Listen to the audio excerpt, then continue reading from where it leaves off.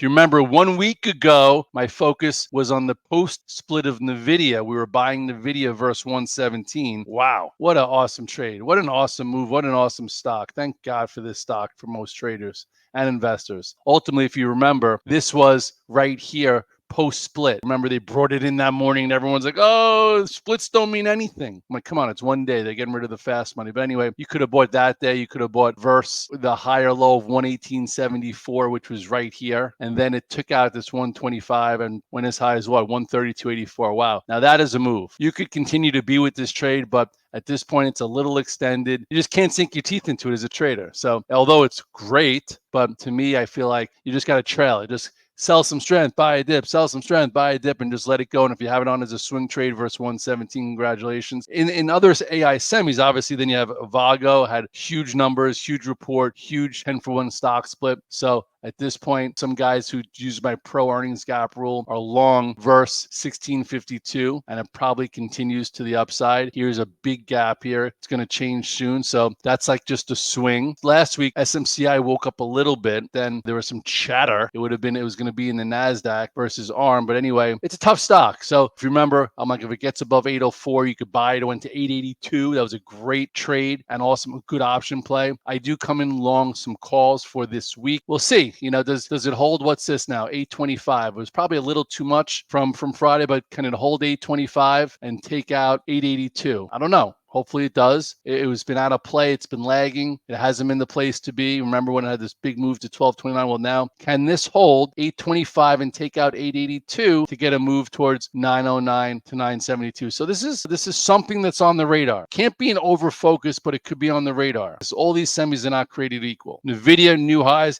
If you were focused on AMD because NVIDIA is making the new highs, probably were a little pissed off. I get it. AMD has not acting well since this high.